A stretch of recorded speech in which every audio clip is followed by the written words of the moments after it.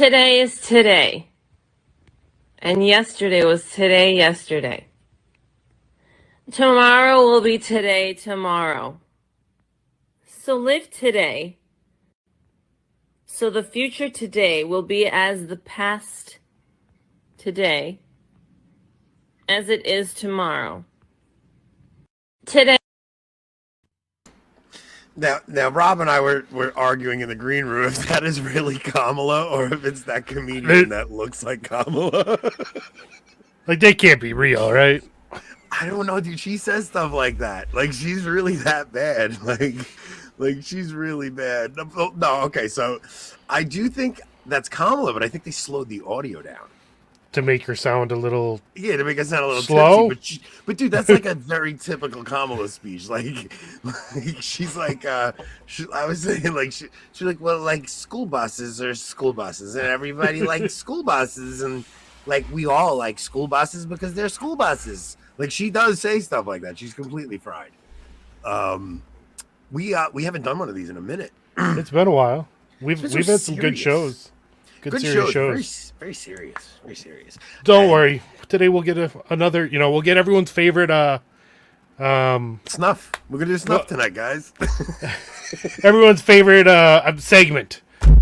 The weekly snuff video. The weekly death video. Which once again, suffocation just like the last one. Yeah, that's like it's like the least offensive kind of death. Like this person just stops breathing. Honestly. Okay, we need to stop. Honestly. I have to tell you, my wife she's in a mood tonight. What did you do? She's just in a mood. I was on the phone, like, arguing with annoying Protestants on Twitter, and she was just mad at me because I wasn't paying attention to her. I don't know. She's in a mood. She's probably watching this right now. I'm going to get yelled at. How long has it been since you hung up pictures last? That's a good, you know what? It's been over 30 days, hasn't it? It's been well over that. I think it's been 60 at least. I'll probably go hang a picture and cheer her up. We have, Greg wasn't always prized he was for being on time. You get to see the whole show, Greg. He said prize, not punishment. Oh, let's do inventory, right? We got inventory. So, bad Anthony. So we, first off, last show did a lot better than I thought it would. Yeah, I've never seen so many positive comments from a video of just you and I. Like the Father Isaac video, yeah, people loved Father Isaac. Well, yeah, and their comments are all thinking Father Isaac. Yeah, but this is the first time you and I did a video where everybody, like, it was, I was so nervous about it, like getting into it and making sure the story was coherent, and it wound up going really well. So, people were saying they were even going to share it with like fallen away Catholic friends, and yeah, that's actually really good. So I'm really looking forward to part 2 of that, though. So the thing is, if you guys share those, like, you have no idea how much more powerful it is when you share it. Like if you share it on Facebook, Instagram, whatever, Twitter, whatever social media platforms these kids are using these days. That helps a lot. Then we also do have our locals up, and the locals is up and running, and we got what do we got, like 18 or 19 people in there? Yeah, about that. Let me put that on screen here real quick. It's pretty easy. It's just avoidingbabylon.locals.com. So I will argue for Divine Mercy Sunday to the death, dude. Like, I've seen miracles on Divine Mercy Sunday. Like, I don't know. I've had so many powerful things happen to me on Divine Mercy Sunday. So I don't know who brought that up, but I would just say I wish it was on a different Sunday, because Low Sunday was a big thing previously. So I just wish it was a different Sunday. Yeah. But I don't, I have no issue with, I've never read St. Faustina's diary. I've never read a word of it. I have a copy. I was given it. I have not read it. I know arguments for and against, and I don't know. It's never been a huge devotion of mine. I don't pray the chaplet. I don't pray the chaplet, but I do love the idea of a Divine Mercy Sunday. And I've just seen people go to confession on Divine Mercy Sunday that I've never would have thought, including myself when I was far away from the church. Yeah. So Father Wolf says it's legit. I'm going to share this on TikTok so that all of Anthony's information gets to China. That's why you guys don't even know. I made Rob start the TikTok. Yeah. On TikTok, I said, Rob, you do TikTok. Let China get your info. Whatever. Yeah. All right. So we're done with inventory. Let's see. We have some funny videos tonight. Let's do how racist are you from 1 to 10? Okay. Oh, remind me at some point tonight to tell that story about my old priest growing up. Oh, wait a minute. Okay, let's do story time now, real quick. Okay, story time now. Let's do story time now because I got a funny story too. You want to go first? Sure. Go ahead. So mine's not as funny. It's not like sad or anything. Oh, that's right. Yeah, I know the story. Yeah, go ahead. So a few years ago, I posted a thread on Twitter about the priest that I had growing up and just how amazing he was and how much he affected my life and the lives of my family and really our whole town and community. And so that was on Twitter. I think it was 3 years ago.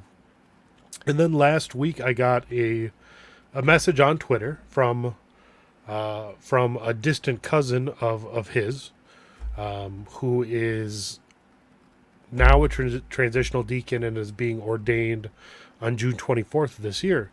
And he said that he was doing research into his 3 family members that he knew were priests, which was, I actually knew 2 of them. My old parish priest growing up, and then not our assistant pastor, but our priest's cousin was also a priest and would help. He was retired. He would help out on certain days. So I knew 2 of his 3 family members who were priests. So he asked if he could call me and just hear some stories about him. So we talked for about 45 minutes to an hour about his family member who was my parish priest. So that was pretty cool that Twitter was able to kind of make that connection. Yeah, I want to see if we can get him on after he's ordained. Yeah, that would be cool. Like that would be a cool thing to do, to get him on after he's ordained. So my story is a little sillier. So we go into mass on Sunday, and I'm sitting. All right, so you got the aisle going down the middle to the altar, and I'm on the left side of the aisle. Don's next to me, and Kevin James is directly across from us, like right next to me. He's like 5 feet away the whole mass. You know, Kevin James is 5 feet away the whole mass.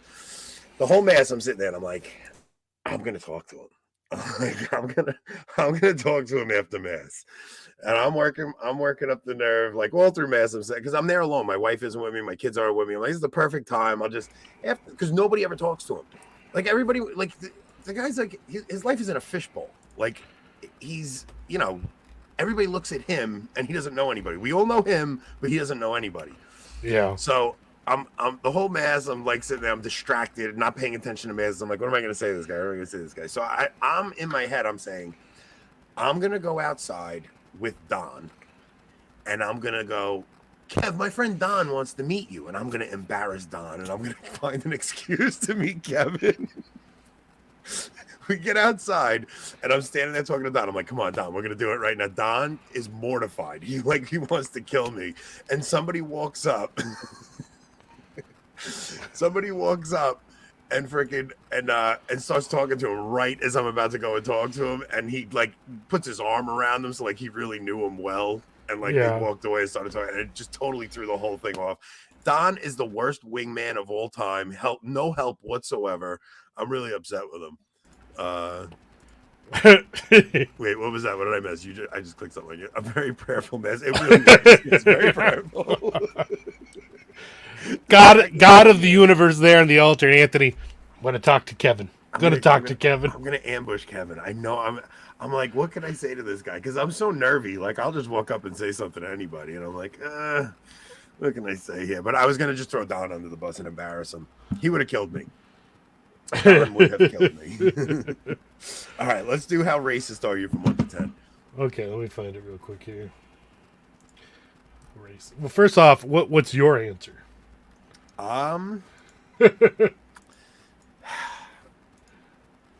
It depends what race we're talking about. I gotta be honest. I mean, it's not who you think. I'll tell you that. I know who you're thinking. You know who my biggest issues are with. It's definitely not the typical. Well, I don't know if you can even get away with saying it. Anthony's 15. No, I'm not. I'm really not. I'm actually like not at all, except for very particular groups of people that I deal with in the city. Like I deal with very particular groups of people in the city when I want to get a car moved, and I will tell you, like if I go to Harlem, they're the most helpful people in the world. They're kind to me. They go out of their way to be nice to me. But when I go to certain areas that like where they sell bootleg pocketbooks. Where you would go to get like bootleg stuff. You know what that would be, right? Is that not obvious? I mean, somebody comment in the chat if that's obvious. Like, where you would go and get like. None of us are from New York, so. No, but like if you go to New York, I don't know. I mean, if you said that to me and I didn't already know the answer, I would be like, the Russians, because they're known for black market stuff. No, it's the TikTok people. The Chinese? Who collects our information from TikTok? Oh. They're not the Romani. Tim's got it. There you go. I have a very difficult time with that group of people just because they I mean, it's like the what's his name? Dice's joke, like you could blindfold these people with dental floss for giving them licenses. I'm kidding. That's bad. That's terrible. You're right. That was bad. Can we delete that and go back? That was bad.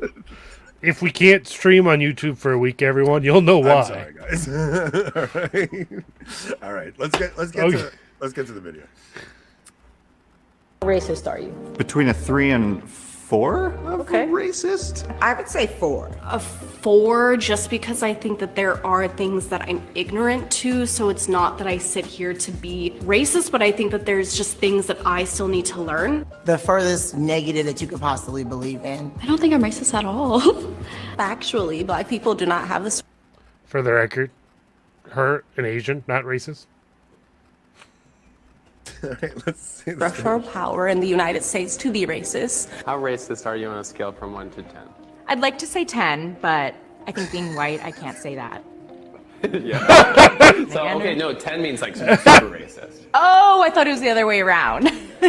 No, I think we had a never moment of honesty there. It is never the other way around. It's never the other way around. One is never the most. No, she knew what she was saying. She had a slip there.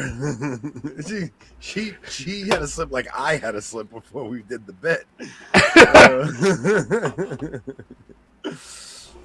Mary knows. She's born and raised in New York City. Yeah, I would say honestly, I think every group has a bit of in-group mentality, right? How racist are you? Depends on where I am. South of St. Louis, like an 8. Anywhere else, like a 3. No, Kyle's right here though, because it's not even so much the race. It's just that like there are areas where you're not safe, and you become so much more critical. And I don't mean critical judgmental. I mean like you become like aware, more cautious. Okay. Right? More critical of the situation. I'm trying to just be like totally honest about this. Like I want to really be like, I would say like having fear in certain neighborhoods. I don't think that's like, do you think that's racism? No. I think that's just being aware. That's that self-preservation. Yeah. And it's being aware of, look, it's like when I went to the city with my wife and daughters, like my head was on a swivel the whole time because of all the news stories you see on the news. I mean, we're going to play a story now about something that happened in New York City subway. It's like, I think you'd be crazy to not pay attention to things like that. And I think a lot of it has to do with the degradation of society as a whole, because my wife and I were talking like back in I think 99 or 2000, I guess 2000, it was like right after I graduated high school. I had an apartment in Queens. My wife was going to college in Manhattan. And she used to take the subway from my Queens apartment to Manhattan at like 4 a.m.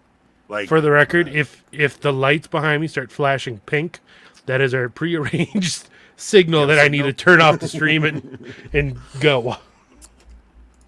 Tom, you should. If you didn't watch the last episode, Tom, make sure you watch that one, not this one. This one's silly, but the last episode we did on Tuesday, that was anybody that did not watch Tuesday's episode, that was by far our best episode. I think it was. I mean, I think it was the best show we ever did, and it came out even better than I had hoped. So if anybody has not seen that one, please go and watch that one. But yeah, so we were talking, and my wife would take the subway at 4 a.m. from Astoria to Manhattan, and I wouldn't even think twice about it. And we were 19 years old, 20 years old back then. I would never allow that now. No, I don't know. I mean, yes, it's not just because I'm older and wiser. It's because the city was a safer place back when Giuliani was still the mayor. This is before 9/11. Giuliani was the mayor, and things were a lot safer. Yeah. I mean, people post-COVID especially, New York City has lost its mind. Like really badly. I get Joe Boco, it's back to 70s levels of crime, right? It's really bad. Like I even working in the city now, so usually you're as a construction guy, you're in your construction gear, you're wearing a safety vest. People don't mess with you. Like I had somebody spit in my face recently, and it was that goes back to Anthony's answer earlier. It was my answer from before. It wasn't who you would think. It was it was like I had the people that I have the biggest problem with. I got spit, and he spit in my face on Good Friday. So I think there's just a lot of tension in the city now that wasn't there, especially pre-COVID, and especially since I would say the Trump era. Trump really broke people. He really did. Trump broke people, and people started losing their minds, and especially on the left, like they really started going crazy. So it's hard to be honest about it, but the truth is, I think everybody has an in-group preference, right? You feel more comfortable around people that look like you. It's just natural. Dude, I mean, yeah, I would say it's definitely natural. I would just say we're such a low trust society now, like just all around. There's smaller communities, not near as bad, obviously, but I would say this though, what you see online is not real life. Like some of the tension you see online, you would think it's like, holy cow, it's so bad, like the race tensions. I'm being honest. I work in some of the worst neighborhoods in the city, and the face-to-face meetings I have with people, the person-to-person contact, they're all cordial. I don't sense any tension there. People are always friendly with me. I haven't had any issues where I would be like, oh my goodness, this is getting dangerous. The biggest issue in New York City is the homeless. It's not a race tension. It's the homeless. The homeless and the homeless is, I mean, it's really the homeless that are homeless due to mental health. Mental health, where the real danger is. Yeah, mental health and drug use. I'm not worried about getting hurt because I'm a white guy. Even in a band, but then again, I'm not at night. At night it's a different world. It's you get gangbangers coming out at night and stuff. So, but during the day, I'll go to the projects. I don't care. Everything seems as business as usual. But it's not so on the subways. So why don't we get to the subway story? So guys, our main topics tonight, we're going to discuss.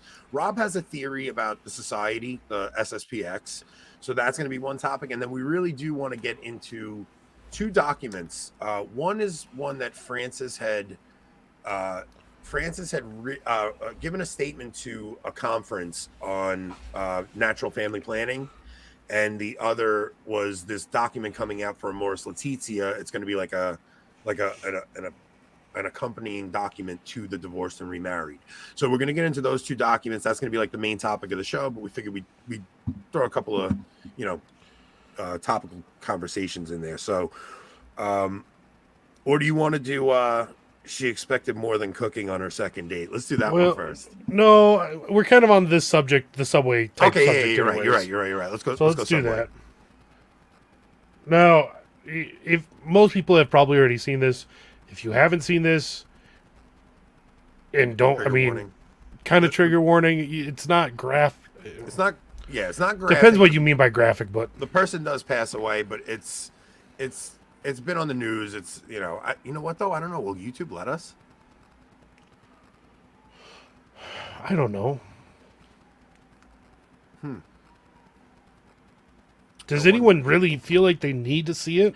No. So all right. So let's just tell the story. So there was a homeless man on the subway in New York City, and he was acting crazy on the subway, and he was scaring people. This guy had been arrested 44 times previously, and 15 of those were for violence on the subway to subway riders, strap hangers.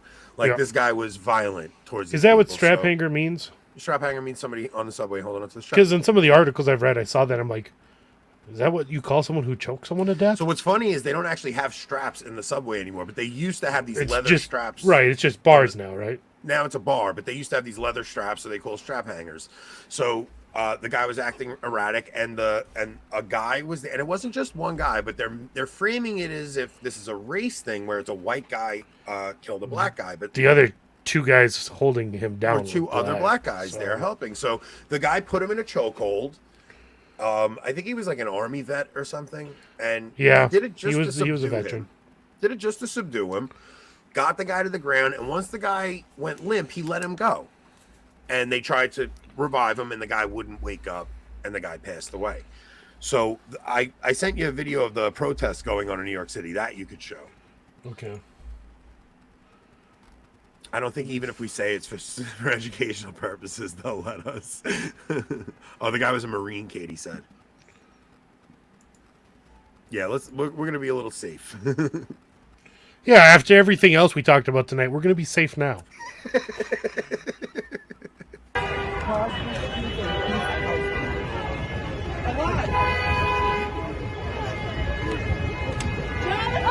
Stopping traffic.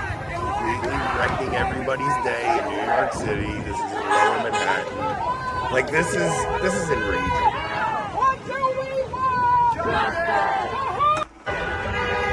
So that's it. It's just a quick clip, but it's just it's one of those stories where you have people like AOC rising tensions. Yeah, it's like, and I can't believe I'm defending Mayor Adams. But Mayor Adams came out and he said, look, you got people like AOC and you got the comptroller coming out and riling everybody up. It's like, let the DA do his investigation and find out what happened here. There's a ton of witnesses that saw it. You know, this guy has a rap sheet. As long as he's saying that, you know, that guy was probably fine with all the riots and protests that happened in Minneapolis in 2020 and other places. He just doesn't want that stuff to happen in his city while he's mayor. You know what I mean? Yeah, but the problem is, because you have this protest going on, I'm worried they're going to arrest this guy who really was just trying to protect the public. Because this is an issue of, this guy was arrested 44 times. Why was this guy out? Why was this guy out? Like, and he was threatening people, like verbally threatening physical harm to people right before this happened. Yeah, we're not talking about a stabbing. We're not talking about a shooting. The guy just restrained him and put him in a chokehold and tried to put him to sleep. And 6 weeks ago, when that video came out with the guy harassing the family on the subway, how many people who are now going after this guy here, how many people said that father in that video should have done something? Mm-hmm. Let me tell you something. If my wife was on that subway and that guy stopped that guy, I would be thanking that guy and I would be calling him a hero. It's like that guy had the courage to step up and say, look, this is getting out of hand. He's going to hurt somebody. Let me stop him. Like that to me is bravery. This isn't a guy who was looking to hurt somebody. He was looking to prevent somebody from getting hurt. He should be protected under the Good Samaritan law. And honestly, he did so in potentially, like, honestly, the least violent way possible. Like, that's what I mean. He didn't hit him. He didn't punch him. He just put him in a chokehold. So, I think we will find, if they release it, that this guy was probably on something like fentanyl, like a certain other person who died due to suffocation. Yeah. Because now there's differing reports. Some reports are saying that he held him in a chokehold for 15 minutes. But there's others saying that it was honestly more like 3 to 4 minutes. So I don't know what's true, but that's the problem. You have conflicting reports, right? So people, I honestly don't know anyone that could hold a chokehold at that level of force for 15 whole minutes. There's no way. The guy went limp. I mean, the video I saw was only 2 minutes long, so who knows? But right. I mean, we weren't there, right? So honestly, let the DA do his investigation. Like let's not any of us jump to conclusions. Like even me, I'm putting my, I'm like, oh, I'm putting my 2 cents in. Like let them do an investigation. Let them see what actually happened. And if the guy did something wrong, it's not murder. It might be unintentional homicide or something like that, like manslaughter of some kind. Like a 3rd degree manslaughter or something. So we're talking about the New York City subway, where it was the homeless guy who was threatening people and lashing out, and there was another guy on there that stopped him.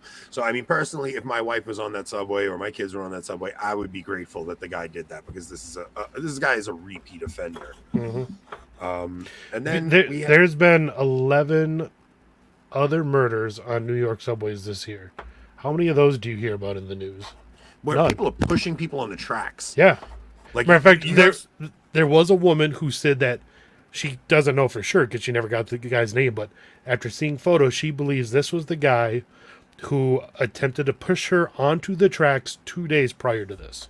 Now, if you notice what they're doing, they're showing videos of this guy dressed up like Michael Jackson dancing, right? They're showing him when he's 20 years ago. Yep. Like back in and he's a young guy. And yet they haven't shown a single mugshot of him. Of the 45 of the 44 mugshots, right? Yeah, they're showing these young videos of him when he's still got it together, before he's homeless. Oh, he was a street performer. He was an amazing guy. They're doing the same thing they did with Saint Floyd, right? Like that's literally what they're doing. They're trying to make him out. There's another guy they're trying to make out to be a saint. This guy was a violent addict, and it's sad. Like nobody should ever be happy that somebody lost their life. Like it really is devastating. Right. I feel terrible for the guy. I wish that the city would have actually helped the guy when he got arrested one of those 44 times. It's really sad. And then we got one more silly video, which is this woman went on a second date, and the guy was going to take her out to dinner, and instead he cooked her dinner, and he did an amazing job. He cooked her like a real dinner. And how do you think she reacted? Let's see. Let's see how this woman reacts to him cooking her dinner. Okay, let me pull it up here.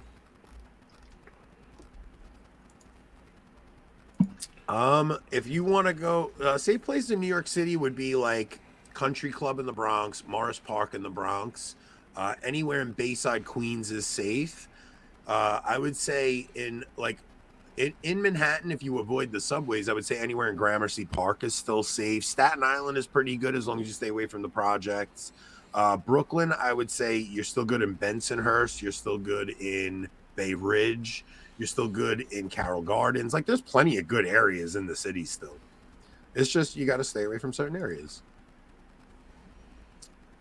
Me deciding to cook a home-cooked meal for my girl. No, everything She's you said upset. about it. Just someone said, because it's our second day. So what? I expected you to take me to the Capitol Grill. And we will go to the Capitol Grill. When? On another day. We went out last. Keep his word. I have more. Rich should take me out and do more. I'm keeping my word. No, you haven't even keeping your word. You haven't even. You're not. You don't even know that yet. No, listen. You see this? I see it. It's amazing. It looks amazing. It looks amazing. It looks black, brown, crusty, dusty. It looks like. Never mind. I was going to say something. No. Keep it paused. No, I'm what not would you going to do say at this point? What would you do at this point? I was going to say, I don't know why they're arguing. I would have been like, okay, get out of my house. That's exactly what I was saying. Like, sweetheart, there's the door. Thank goodness I did this, because I learned so much about who you are as a person. At this point. Why is he saying we'll go to Capitol Grill on another day? I'd be like, there's no more dates. Get out. I'll eat that. This is the second and only date. I'd be like, now I have a lunch for tomorrow. This is it. This is a wrap. We don't even need to play the rest of the video. It's just like this woman, unless you guys want to see the rest. You guys want to see the rest of it? Now, here's the thing. Another thing. Are they drinking Mad Dog 2020 here? I see. Is this from a juice box? I don't know. It looks like I see. I didn't even pick up on that. To afford the steak, did he have to skimp on the drinks? Be gone. Everybody's saying, just get rid of this one, man. Holy cow. Let's see. If a man does this to a woman, he'd be called abusive. 100%, right? Oh, yeah. But this is just such a huge red flag. It's like, dude, you have to. This woman's got to go, man. Our world is so screwed, dude. Like, you want to know what it is? Like, you don't even know if that's staged.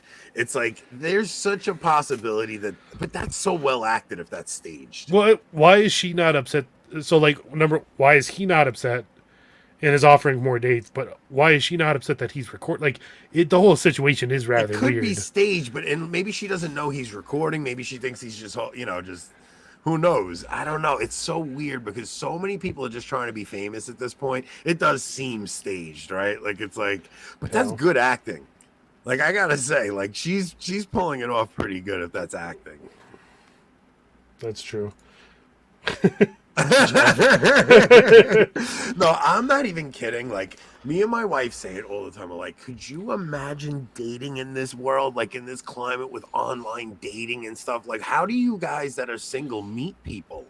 Like, how? Like, I could not imagine. Like, thank God I found a girl when I was young and I got married, because I don't know what I would do. How did you and Hope actually meet? You guys met online, right? Online, but not like on a dating site. Like, I just gotten out of a 5-year relationship, wasn't looking to date.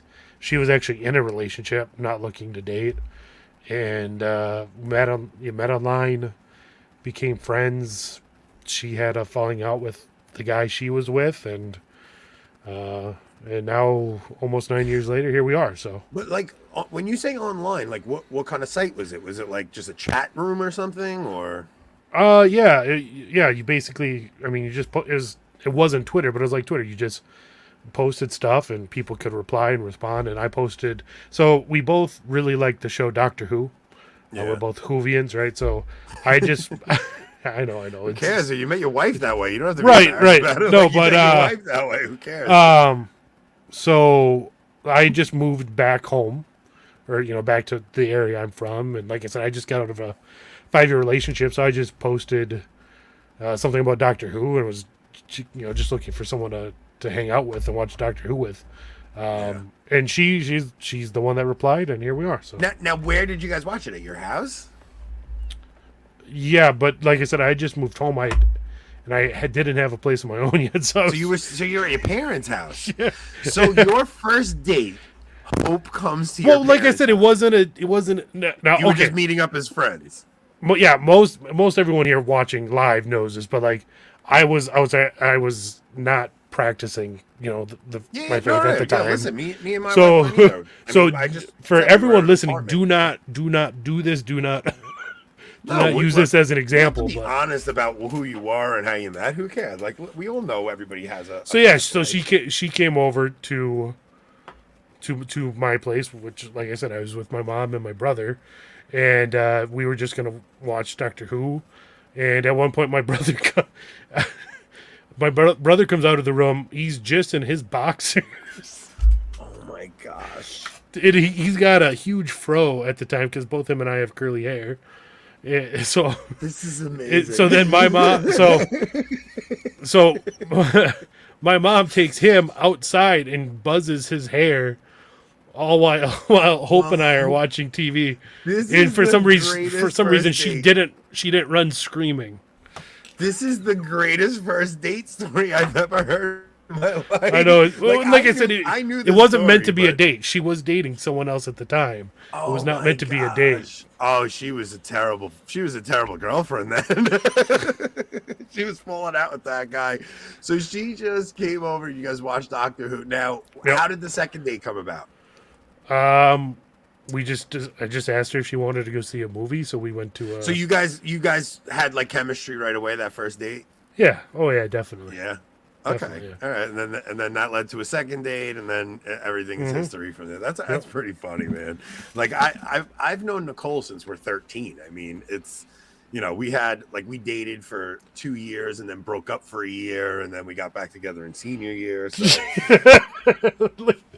Dang, at home haircut, I'm staying. Yeah, I do question Hope's judgment. I mean, now, just so everyone knows, we actually will be doing an episode somewhat in the near future on courtship for Catholics. Yes, we are. Okay, so now let's see, what story should we So we have the two articles. Right. that you Let's said. do the because Francis gave this speech at this the Womb International Congress, the Billings Revolution, 70 years later, from fertility knowledge to personalized medicine. Now, I have to be honest. I've read this and I was like, this is very orthodox. I was actually very happy about this. I'm going to point out some issues that I take issue with, but yeah, I mean, it's not perfect. Francis has a way of saying things that are. Well, it's also his actions that contradict what he's saying here. So we'll go through it. All right, we'll skip the first paragraph. So in the second half of the last century, as pharmacological research for fertility control expanded and the contraceptive culture was on the rise, John and Evelyn Billings conducted careful scientific research and developed a simple method accessible to women and couples for natural knowledge of fertility, offering them a valuable tool for responsible management of procreative choices. In those years, their approach might have appeared outdated and less reliable in comparison with purported immediacy and security of pharmacological invention. So he's saying they came up with the natural method, natural family planning, as opposed to artificial birth control. Yeah. Yet, in fact, their method has continued to prove timely and challenging, since it has led to some serious reflection on a number of essential areas. These include the need for education in the value of the human body, an integrated and integral vision of human sexuality, an ability to cherish the fruitfulness of love even when not fertile, the building up of a culture that welcomes life, and ways to confront the problem of demographic collapse. In this respect, the original momentum of what has been called the Billings Revolution has not diminished, but continues to contribute to the understanding of human sexuality and a fuller appreciation of the relational and procreative dimensions of the couple. In a world dominated by relativistic and trivialized view of human sexuality, serious education in this area appears increasingly necessary, requiring an anthropological and ethical approach in which doctrinal issues are explored without an undue simplification or inflexible conclusion. That's the part I have the biggest problem with. Of course, because he's talking about Amoris Laetitia stuff here. In particular, there is a need always to keep in mind the inseparable connection between the unitive and procreative meanings of the conjugal act. That's good. That's Humani Vitae. Yeah. The former expresses the desire of the spouses to be one, a single life. The latter expresses the shared desire to generate life, which endures even at times of infertility and in old age. When these two meanings are consciously affirmed, the generosity of love is born and strengthened in the hearts of the spouses, disposing them to welcome new life. Lacking this, the experience of sexuality is impoverished, reduced to sensations that soon become self-referential, and its dimensions of humanity and responsibility are lost. The tragedy of violence between sexual partners, including the murder of women, here finds one of its main causes. So, with this part, it does seem like it's not done explicitly, of course, but implicitly it seems like he is putting the unitive end of sex first instead of the procreative. The procreative is the primary end of I don't know. marriage. He says when these two meanings are consciously affirmed, the generosity of love is born and strengthened in the hearts of the spouses, disposing them to welcome new life. Lacking this. But it does seem to say that the unitive aspect disposes them to welcome new life, when really it should be the desire to create life that actually disposes them to want to be united. Okay. I still think this is okay, right? Like, he's not saying anything wrong here, but he's saying like lacking this, the experience of sexuality is impoverished, reduced to sensations that soon become self-referential, and its dimensions of humanity and responsibility are lost. The tragedy of violence between sexual partners. I guess he's talking about, rape there, and what I would say when he talks about reduced to sensations that soon become self-referential, what he's saying there is that sex with contraception is basically masturbation. Yeah, and that's good. Like, I like that he's saying that. So, indeed, we are tending to lose sight of the connection between sexuality and fundamental vocation of each person, the gift of self, which finds particular fulfillment in the conjugal and family love. This truth, while present in the heart of each human being, requires education in order to achieve full expression. This is urgently needed, and it represents a challenge for the church and all those who have the good of the person and society at heart. As they pointed out in Amoris Laetitia, it demands concrete, creative, and courageous responses in the area of sex ed. The language of the body calls for a patient apprenticeship in the learning to interpret the channel desires in view of authentic self-giving. When we presume to give everything all at once, it may well be that we give nothing.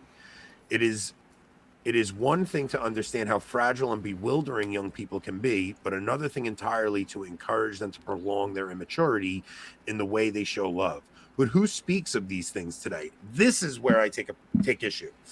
Who does speak of these things today? certainly not the church anymore, right? We don't talk about this anymore. Like a lot of what he's saying sounds very theology of the body type, right? Like he's talking about the full gift of self. Like that's very John Paul. I have no problem with it. That's fine. It's not like he's getting into phenomenology or anything. He's just saying like, but where I take issue is where he's saying, who talks about this, and not only does he not talk about it, he goes and promotes James Martin. Yeah. And that's my biggest problem here, because it's like he's talking out of both sides of his mouth. It's like, come on, man. Like really, this is what we should be talking about. And that's why we're going to get into the marriage document kind of goes along with this, because Rob has a good point.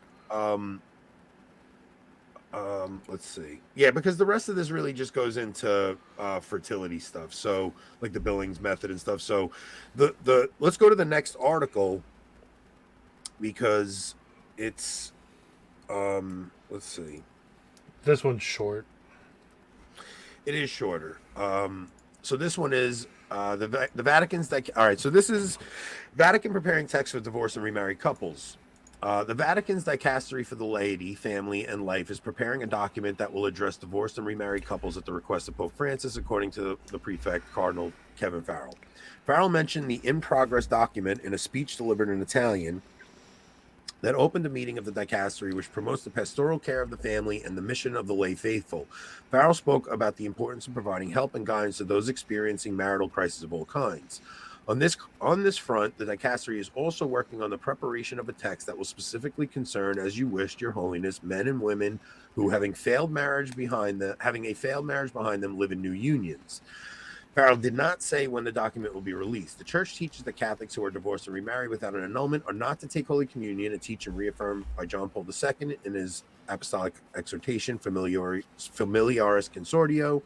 Pope Francis has said during his pontificate that there may be case-by-case situations where divorced and remarried Catholics can access the Eucharist, including situations where the spouses practice continence within marriage. In a recent interview, Pope Francis responded to a question about whether divorced and remarried Catholics could receive the Eucharist by saying, "We cannot reduce a human situation to a prescriptive one."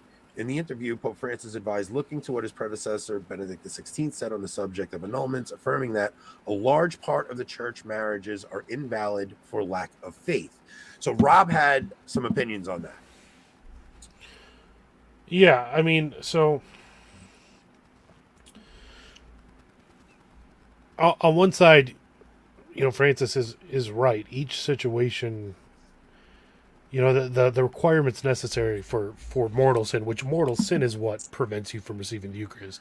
Wait, Rob, real quick, I just want to address Paul. So Paul, we're not trying to disrespect the Holy Father in any way. He knows that. Yeah, like we're not trying to do that. Like, I don't know if that's what it's coming off as. We're really not trying to do that. We're trying to show as much respect to Francis as possible. We're actually trying to address, we're saying what he said is actually very good. What we're talking about is the conflicting messages going on. But what Rob's saying right now is marriages themselves, are they invalid? So what are the requirements for a marriage to be valid? It has to be done with, full knowledge and consent and free will. So a forced marriage, obviously isn't valid, but how many people in the last 50, 60 years have been married with the full knowledge and, real because knowledge is necessary for intellectual like consent and assent. So how many people have really had the knowledge necessary for that? Now, I'm not saying it's not their own fault. While the church obviously has failed big time, everyone is, of course, responsible for their own actions. But I just have a feeling that, and I'm not. I don't think people understand the sacramental nature of marriage. But at the same time, a natural marriage is still valid, right? Right. It doesn't have to be sacramental. And people know marriage is supposed to be permanent. It's like divorce is always a tragedy. Nobody thinks divorce is normal and good. What? See, I would say most people today do think that. All right, here's a scenario I would bring up. Let's say a person gets married. Let's say a person's raised Catholic, like you or I. We lost our faith, right? You lose your faith. You never actually have any kind of real. You're raised through this. You know, you made your first communion, you made your confirmation, but you never really had the faith. You get married, you get divorced, you get remarried, and then all of a sudden you have a conversion, and you really like have a deep conversion, and you're now like at that point, the problem is you've already been baptized, you've already gone through, you know, all your sacraments. Now you're remarried, but now all of a sudden you learn the truth about marriage. You're remarried, and you have kids. Like, is there a possible scenario in Amoris Laetitia where Francis is talking about? Like, is that something? Like, I still think the church has to hold its ground and say no. Oh, 100%. Well, if it's a real conversion, that person should want to do what's right by the church, but you know, because if they don't, then it's not a real conversion. Yeah, I guess you're right. I'm just trying to show empathy here, right? Like, I'm not in that scenario, and I'm just trying to imagine being in that situation, and it's like, oh man, like, because I remember when I had my conversion, I was like I never knew any of this stuff. I wasn't catechized properly, and I'm learning these things, and I'm like, holy cow, you know. My brother Joey got married. A Catholic priest came to a venue and married him. He didn't know getting a priest to come there made the marriage invalid as a sacrament, and the priest never said anything to him. So he's like, you know, then all of a sudden he finds out, and he had to have his marriage blessed in the church, but there was about a month in between where he couldn't, and he had to remain abstinent with his wife. Like they couldn't be together for that month until they actually did that. And he did that, but that's, at least he had the hope there. It was a month there. It was like, okay, you know, me and my wife can't be together for a month, and he followed that. And then they went and they had the ceremony, and then, you know, it was like their wedding night for the first time. They had their real wedding. Now, I'm just saying, a person in the situation I'm describing now wouldn't that maybe qualify them for an annulment? Yeah. Well, so on one hand, you know, it's funny. It's kind of a contradiction. On one hand, I do feel like the way annulments are given out like candy is probably wrong, right? On the other hand, I also feel like probably most marriages are probably also invalid. Yeah. So it's so hard because because annulments are given out like candy, there right, should be no trivializes but there should be no scenario where you should not have an annulment and receive communion. 100%. Like, there's almost no scenario where you don't get an annulment. Annulments are basically Catholic divorce at this point, and it's insane. Yeah, like, you're right. That's so preposterous. It's like, do we uphold the teaching that marriages are permanent or not? Like, this is how I teach my children. I tell them, look, you can no more separate a husband and wife and the sacrament of marriage than you can unconsecrate a consecrated host. Once a consecrated host becomes Jesus, you cannot make that bread and wine again. That is the body and blood of Christ at that point. You can't unconsecrate it. It's like the unbaptisms, the Satanist attempt, right? You can never unbaptize someone. It leaves an indelible mark on their soul. You can never unordain a priest. Even if you perform the solid rite of degradation and laicize a priest, they're still a priest, right? They might not have the faculties and all of that, but it's an indelible mark on their soul, and they are a priest forever. And Satan will torment them all the more in hell for it. Yeah, you're right. So, like, I have a family member that just went through a divorce. And this family member kept trying to tell me that her marriage was invalid. And I said, what you're telling me is that your children are bastards. And it's just not true. No, like, don't tell me that. Like, you can't convince me of that. Like, you knew full well what marriage was when you went into this. Now, the church will still probably give that person an annulment. Yeah. But I don't see a scenario where if that person gets remarried without getting that annulment, that they should be able to receive communion. I just don't see it. Like, because annulments are given out so freely, there's no, like, I can't understand what Francis is talking about with the Amoris laetitia, whether you have to take it by a case-by-case basis. Why would they not be able to get an annulment under this current climate? Now, the annulment process can take a very long time, but that is just, it's due to bureaucracy and not so much the actual reluctancy of the people involved to hand them out. You know, it's more they require just the most ridiculous documents and things of that nature to do it. But I don't know. I understand the desire by Francis and others to want to somehow redo the process, because the process is broken, right? I mean, we have Catholics getting divorced at just as high or a higher rate than others. And annulments get handed out like candy, and it just further trivializes the sacrament. So obviously something needs to change. I just don't know what that change is. But I think what needs to be changed is the pre-Cana program. Like, that thing's terrible. It's terrible, pre-Cana.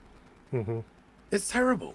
It's like, I'll tell you right now, my children will never be able to get an annulment because they know what marriage is. Like, my kids, you have no idea how much I talk to them about the importance of marriage. And like, my kids, I'm like, your whole role as a father, to my son, I tell him, your whole role as a husband and a father is to keep your family together. Like, that is your role. I don't care what chaos is going on around you, but I'll tell you, so many people would rather get divorced than admit financial failure. I think so many divorces happen because their finances get out of control. They're going to lose the house, something like that. And instead of just saying, okay, I'll never understand. Like, I'd rather lose every penny, every single penny, and keep your family together. Yeah. It's like, I really think that people are embarrassed to admit, hey, I was irresponsible with this or that, and they'll say our marriage fell apart, then get divorced, and whatever money they did have left, they wind up giving to lawyers, and it winds up being a nightmare. I learned more about marriage from Anthony's marriage advice. Well, I'm saying that you really have to understand how integral marriage is to the Christian understanding of, like, the Christian story is about marriage, and it really does open, like, scripture opens with the marriage of Adam and Eve. The first miracle of Jesus is at the wedding of Cana, and it ends with the marriage supper of the Lamb. It's so important to our understanding of, like, God is a family from all eternity before he creates anything. And we're created in that image, and that image is the family. You are a father in the Father's image, and you will be judged by the kind of father you are and the kind of priest you are in your home, and how you, like, my biggest fear is that my kids will lose the faith and I will be held to account for that. Like, that is a very big thing for me. You know, a lot of Catholics, especially a lot of trads, love to quote the saying that, you know, a priest or bishop is followed to either heaven or hell, you know, by 1,000 of their parishioners or something along the lines. Well, a father is either followed to heaven or hell by his family. Yeah. I mean, we have to remember that. Yeah, I mean, look, the argument I have with my dad that a few months back was, I actually said to him, like, you're going to face your maker one day, and every one of your kids that left the faith, you're going to be held accountable for. And my mother was like, oh, I can't believe you said that to him. And I'm like, somebody has to say it to him. Like, what are you talking about? Like, you have to say things like that once in a while, because if he doesn't hear it, he doesn't know that he'll have to confront it. And it's like, my mom got mad at me because she's like, no, you should be just praying and fasting to your father. And she might be right. Like, maybe I was too brash the way I said it.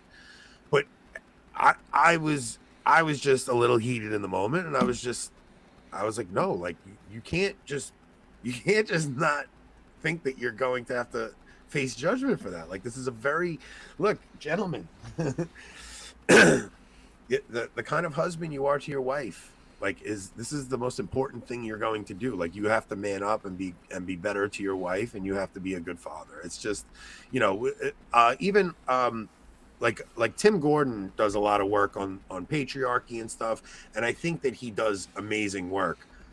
But I want him to get into the why of it, right? Like, I want him to dig into why the church taught this. It's not just, okay, like, he's showing us what the church teaches, but there's wisdom behind that. And the church doesn't just teach it for no reason. The church teaches it because it's actually beneficial for both spouses if you order your home this way. And you can't just expect a wife, especially if you have like a late conversion, you can't just start ordering your wife around to submit to you. Like, you have to really love your wife into submission, I guess I would say. Like, you kind of have to, like, you have to love her into understanding that this is a, you know, instead of causing chaos in your marriage. That's all I'm saying. Love your wife into submission. I love it. You have to figure something out. Because I'll be honest with you. Damn it, woman. I love you so much you will listen to me. Look, it took, so even still, right? Like, I fell in love with the traditional mass way before my wife did, right? Yeah. Like, I fell in love with it the first time I went. My wife didn't. My wife wasn't crazy about it. She wasn't happy about having to wear a veil at first. Now, but the one thing I'll say about my wife, she's so amazing. Even when she didn't want to go, she still let me lead the family and went because I wanted to go. Now, after she started going, and after she had been to 4 or 5 of them, she fell in love with it. Then she wanted to wear a veil. Then after being exposed to that, it is a catechetical thing, going to the traditional mass. It's very catechetical. And it wound up over time, softened her heart. And then she started embracing some of the traditional teachings. And now she's at the point where I can actually have conversations with her where, you know, those feminist hangups that all of us have because of the culture we're raised in, she starts to let her guard down, and she's open to hearing things that she wasn't open to at first. Now, if I would have forced those things down her throat from the beginning and would have just been like, no, you have to do this, it would have backfired, and it might have made my marriage fall apart. People have the misconception that power is the ability to have someone do what you want them to because they want to do it. If you're coercing someone to do something just because you have the authority to, then you don't actually have power. Power is them wanting to do it because they want to. Yeah. So yeah, we shouldn't confuse that. You're 100% right about that, right? Like, when we go and we want to kneel to receive communion, we're not being forced to do it. Like, you want to kneel to show reverence to the king. If anything, we're being forced to not do it. Right. But the idea is, like, you're so right about that. Like, we want to show even the King of England, right? Like, he's not a good king, right? Like, he's not a good king. But English people still want to show honor to the monarchy there. Mm-hmm. Like, there's something about about wanting to show honor to the, like, even with Francis. Look, people have a hard time with Francis. It's like, but he's still the Pope. I'm still calling him the Holy Father. He still sits in the chair of Peter, so I will still show him the reverence they're due. Now, that's because we are really showing reverence to Christ. Like, it's not because of Francis, right? Like, you're not showing that reverence because of Francis. You're showing as a matter of fact, the whole Traditionis Custodes thing shows how little power the papacy in general, but specifically Francis, has, because he number one had to resort to Traditionis Custodes to try to limit the mass, and then he's had to resort to a couple other follow-up documents since that are each more restrictive. I mean, all it's doing is showing how little power he actually has to get people to do what he wants. He's having to use coercion and just his authority. Yeah, and people don't, because he's not being the person that you're talking about, people don't want to follow him. Right, exactly. Yeah, like exactly what you're saying. Like, your wife isn't going to want to submit to you if you're not Christ-like. The more coercion you use, the less power you have. Yeah, oh man, what a brilliant point. Yeah. All right, so that was our marriage segment, and now we're going to get into the consecration of the Immaculata. Oh yeah, I forgot that was even one of our subjects. Yeah, because this was actually your idea. Because you had actually texted me and you said, "Do you think the society are the new Jesuits?" So now that sentence could cause confusion, right? And I'll be honest, this is not really my idea. I heard it. I might have even heard it from either Tim Flanders or Kennedy Hall on a stream they did probably a year or two ago. But so when I say that I think maybe the society are that they're the new Jesuits, I don't mean in the way that Jesuits are terrible today. I mean that so for those of you who don't know, the society really follows the Ignatian spirituality.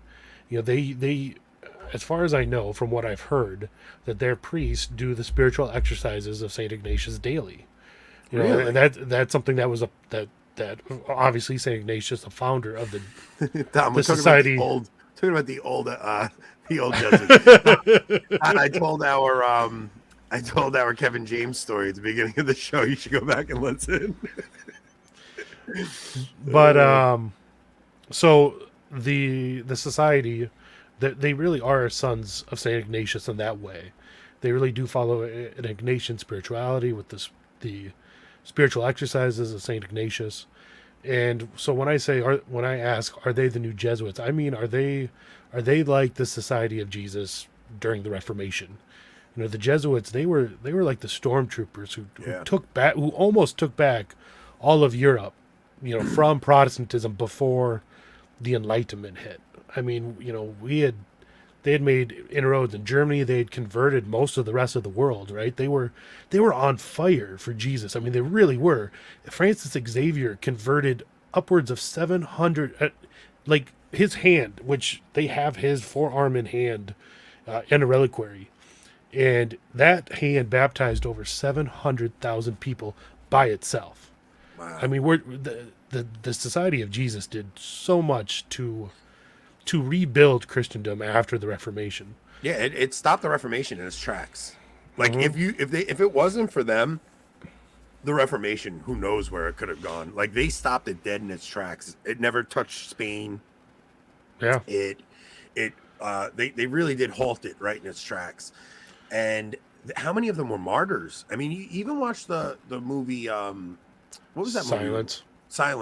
Silence, yeah. Now it's a horrific ending. It's terrible, the worst ending ever, and I won't endorse that. But leading up to the whole movie leading up to that is one of the most beautiful Catholic imagery you've ever seen in a movie. It's like you're watching the Japanese really die for the faith, all being martyred under this regime, and the Jesuits are the ones that go in and really try and hold down whatever is left of Catholicism and bring these people to sacraments in this time.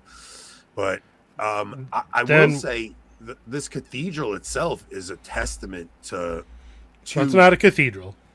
I know, but it looks like one.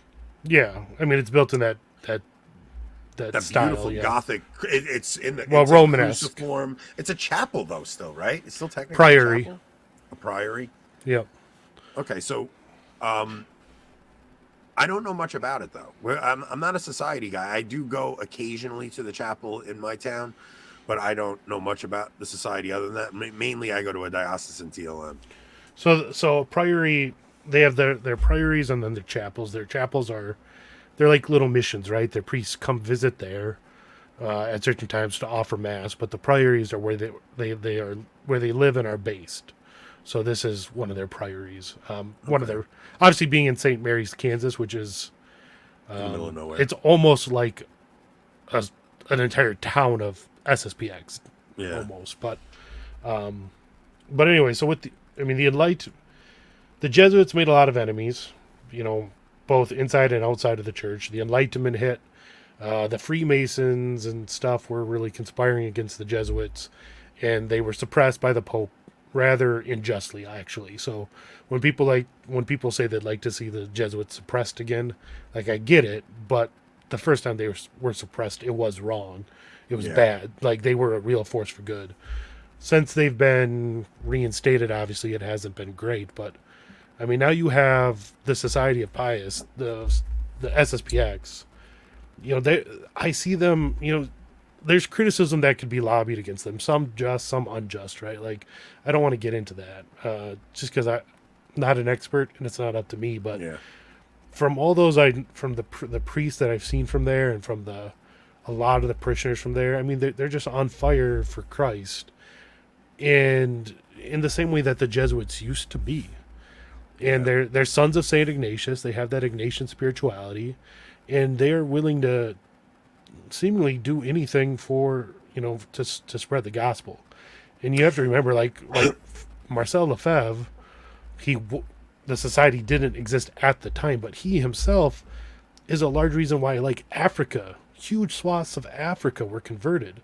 I mean, that's really similar to, like, St. Francis Xavier in that way. So, you know, it's hard to imagine any kind of diocesan traditional masses going on if not for Lefebvre. Yeah. Like, it's kind of preposterous to even think that we would have ever gotten Benedict's what the heck Summorum Pontificum. Summorum Pontificum, if not for Lefebvre. Like, it's really, you know, those indults were all given because of Lefebvre, basically. I mean, he is the guy they were usually given to prevent the society making inroads in areas. Yeah. But I mean, like you said, it's hard to argue that things would have gone as well for the TLM if it wasn't for Lefebvre in the society. So many traditional Catholics today owe their traditionalism to Lefebvre. Like, you can't deny that. That's one thing you cannot deny that.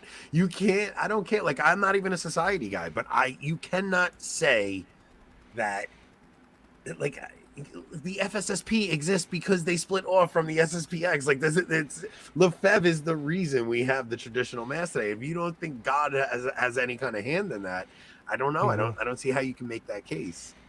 So when I say, is the society the new Jesuits, I mean, this is really what I'm boiling it down to here. Like, it really feels like they are carrying on the mission of St. Ignatius in lieu of the Jesuit order kind of failing at it. Now, I know that we hear a lot about the bad Jesuits and that there are probably far more good Jesuits and especially young Jesuits that are really, truly good. So I'm not writing off the Jesuits as a whole.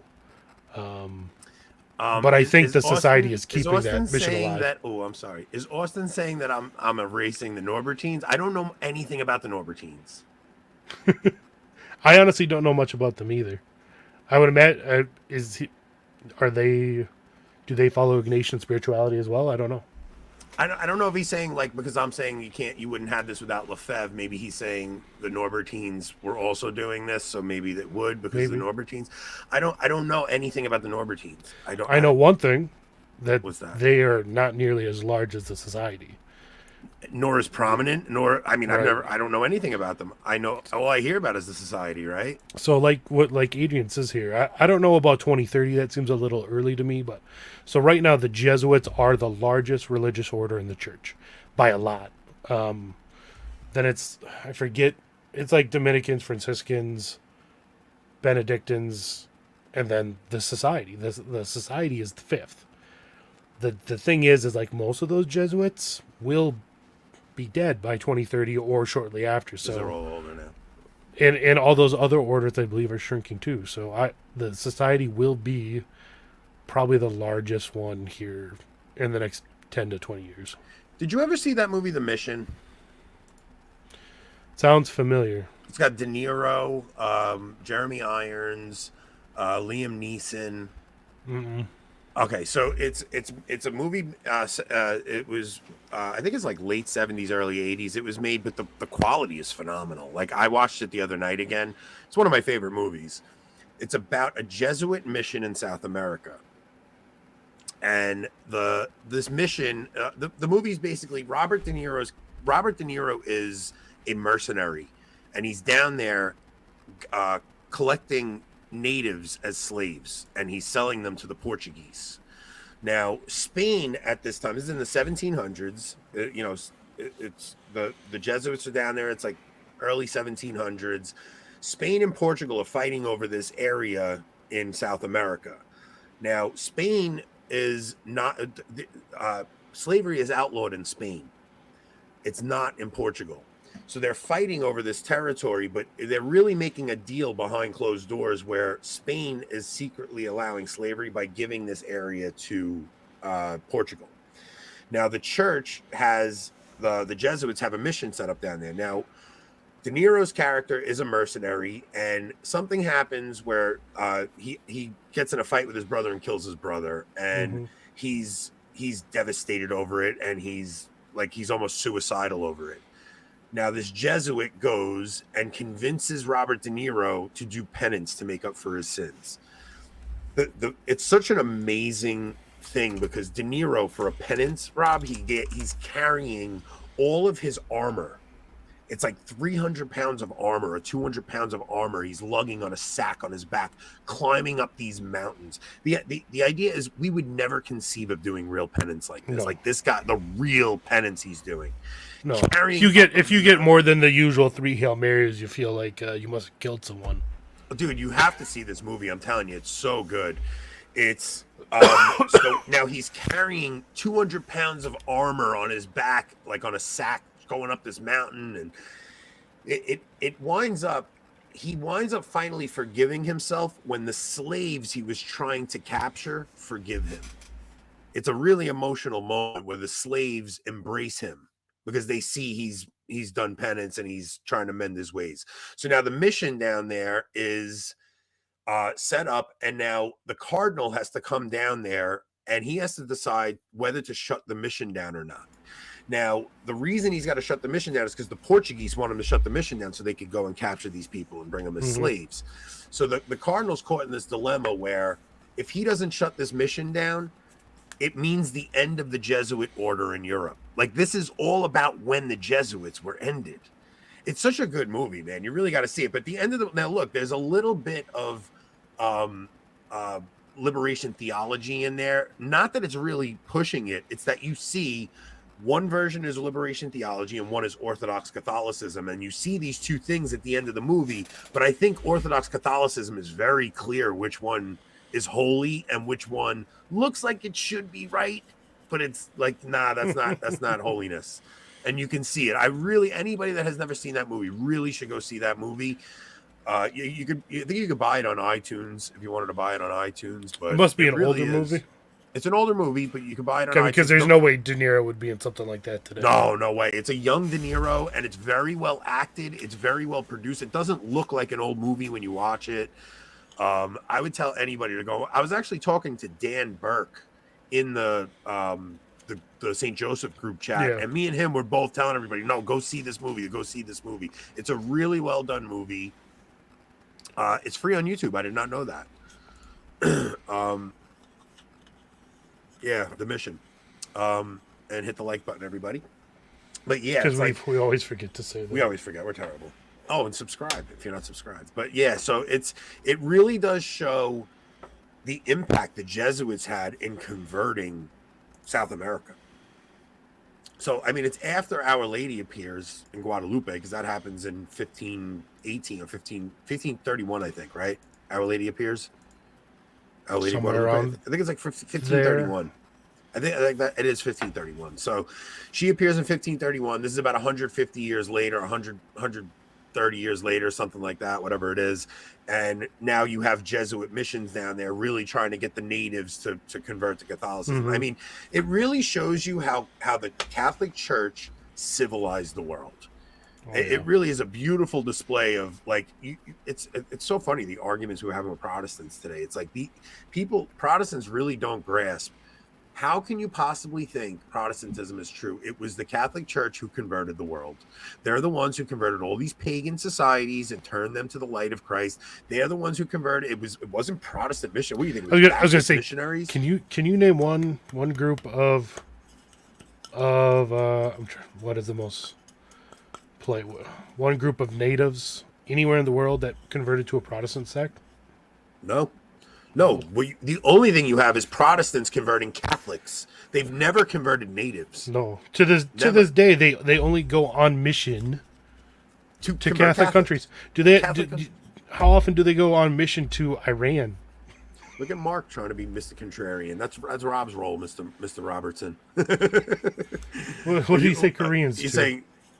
saying Protestants have gone to Koreans. I don't think so. Have they gone to Korea? I don't know. No. But they're not pagan Koreans, it's not the same thing. Like we're talking about really Protestant missions. The president converted. of South Korea, I think, is Catholic, actually. Is he? Or was, one of the more recent presidents was. I think I got into an argument with a Protestant because he thought that not all men were descended from Adam and claimed the Bible as proof. It's so, listen, the arguments I've had with Protestants has really been draining today. It's pretty preposterous, right? Like, it's the idea that Christianity was, the Catholic Church literally converts the world and you can't even, the Orthodox can't even make this claim. The Orthodox are very ethnocentric, right? So you have the Greek Orthodox, the Russian Orthodox. They don't have anything to do with each other. They hate each other, and it's the Latin they Church haven't of the West. converted a nation since the great. I mean, Russia was converted prior to 1054. All of Eastern Europe was converted prior to 1054. So none they were of still their Catholic at the time. Yeah, exactly. Yeah. So it's like, really, it was the Latin Church that converted the world. And it's like the idea that God would let the Catholic Church convert the world, but it was a blasphemous, idolatrous religion. And now Protestantism pops up 1600 years later, and they're the ones that have the true faith. Like, it's like they don't actually think about the absurdity of what they believe ever. They just take these surface level arguments and think. I mean, the idea that we worship Mary is just so frustrating. Like, how can they claim to be able to convert anyone when, by their own presuppositions, all the person they're trying to convert has to do is take the Bible and say, I disagree with your interpretation of it. Right? I mean, their own worldview doesn't allow for them to convert anyone to what they believe. The best thing you can do when a Protestant is telling you, like, you have to say to them, okay, what must I do to be saved? And they'll tell you, you must confess with your lips and believe in your heart that Jesus Christ is Lord. Okay, I've done that. What next? What next? I've done that. What else? I've done that. I don't know what to tell you. Yeah, Margot's right. Prayer is worship to Protestants. It's like they don't know that sacrifice and the holy sacrifice of the Mass is the only true worship that you can give. Let's see. Kevin says, let's be fair to the Protestants too, though, right? The Protestants are pretty effective at converting people. See the last couple of 100 years of European history. Yeah, but that's the point. We're saying they never converted pagans. They converted Catholics. But even then, they didn't. Can you really say you converted someone to your faith when then a week later they go out and make their own church that believes something slightly differently? Completely, right? Like, plus the parts of Europe, country that's Baptist. There's not a Baptist country. There's not a Presbyterian country. The closest thing you have is the Anglican Church, the Church of England, and even then, now you have an Anglican communion that is about to shatter into a million sects as well. Yeah. Oh, even then, the parts of Europe that did convert to some form of Protestantism, then converted to secularism 1 to 200 years later. They're not even, nominally Protestant now. So I don't call that conversion. I mean, I honestly think the Protestant Reformation was the end of Protestantism. Atheism is the natural end of Protestantism. Yes. It just is. Atheism, and that's a Tom Holland quote from his conversation with Bishop Barron, and I've never heard a more true statement. Atheism is the natural end to Protestantism. You will interpret Christianity right out of the Bible. Yes. Yeah, because you don't have the sacraments, you don't have anything to like, how do you have a spiritual life as a Protestant? It's like it's such a surface level spiritual life. There's not a way to go deeper. There's not a way to really purge and go through the purgative way. How do you become holy? What is Right. holiness to a Protestant? Exactly. They have no concept of holiness, where at least the Orthodox do understand holiness. Oh yeah. So, like, they really do understand holiness. The other movie I would tell people, this is free on YouTube also. There's a movie called The Island, and it's about a Russian Orthodox priest. It's called The Island. It is phenomenal.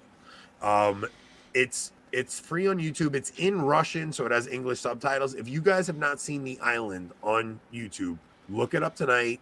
It's about a guy who starts off. He's like I think he ran away from the war. Like, it was during World War II, and I think he runs away out of cowardice, and he winds up faking his death to get out of the war, and then he winds up in a monastery, and he feels so guilty about what he did that he becomes a saint.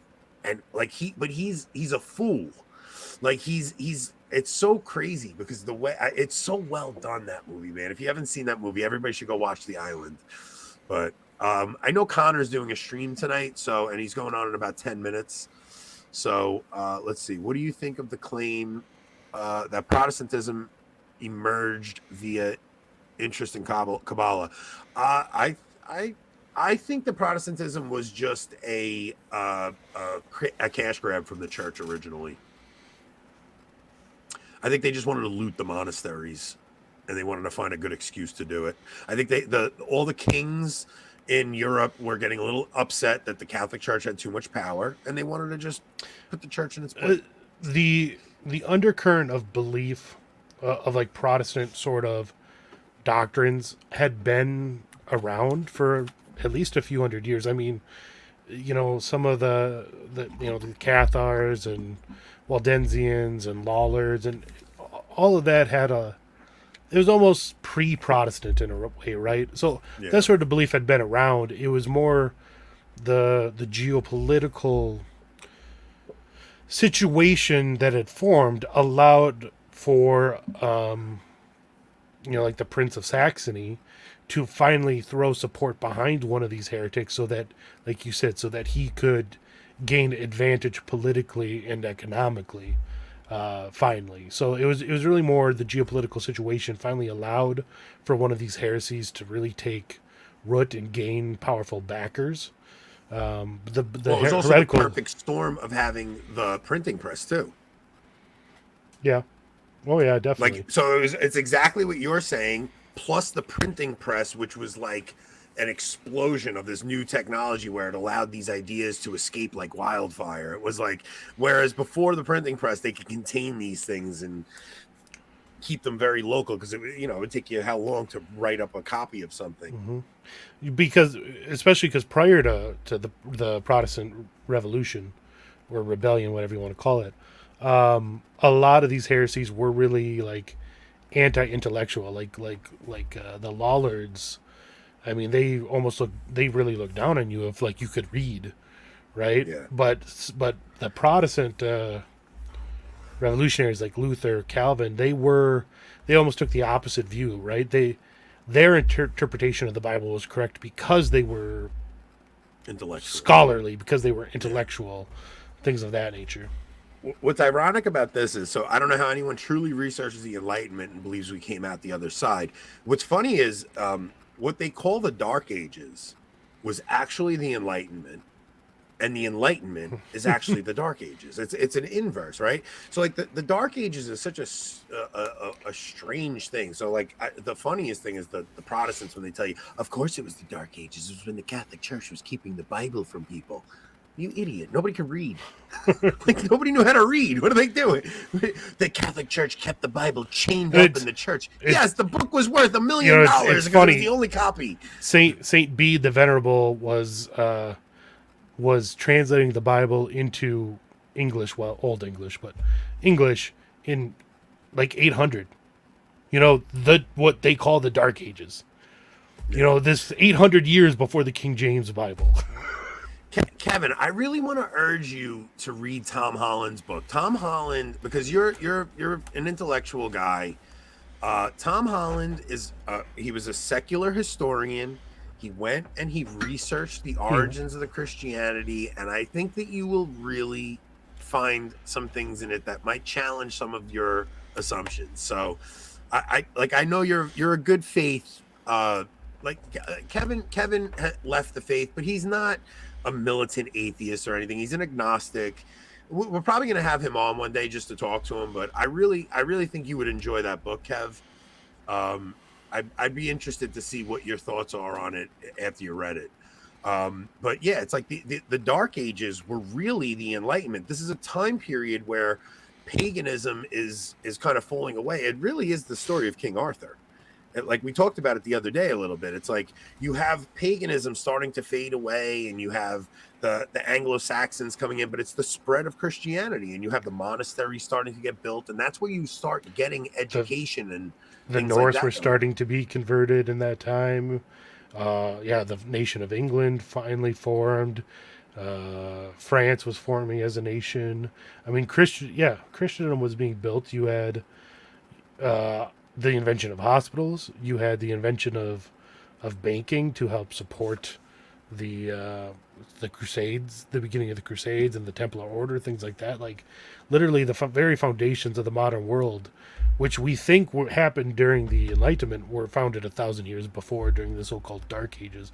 And instead, all you get out of the Enlightenment is liberalism, communism, socialism, feminism, Nazism, all of these different isms that have done nothing but murder hundreds of millions of people. Yeah. So Greg's saying he doesn't agree with a lot of Holland's later conclusions. I don't either.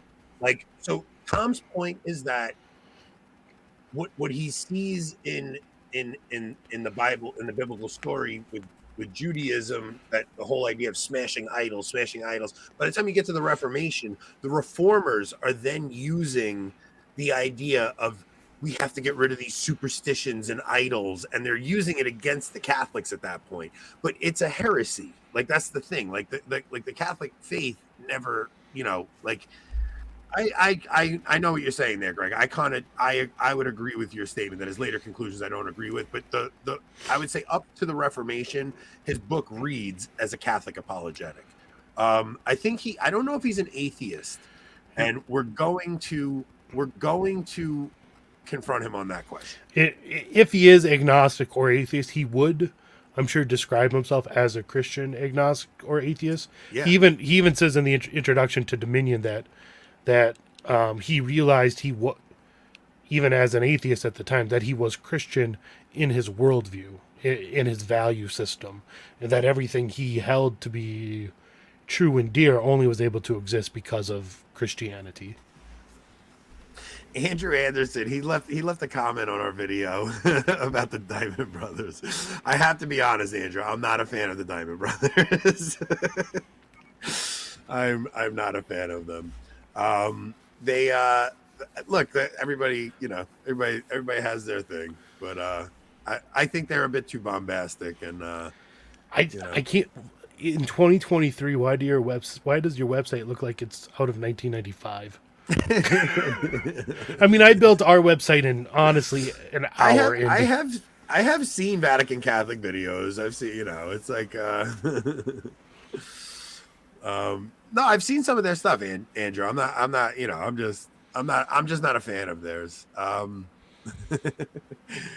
But I appreciate you checking us out. I'm not going to tell you not to watch us. Leave my Vatican website alone.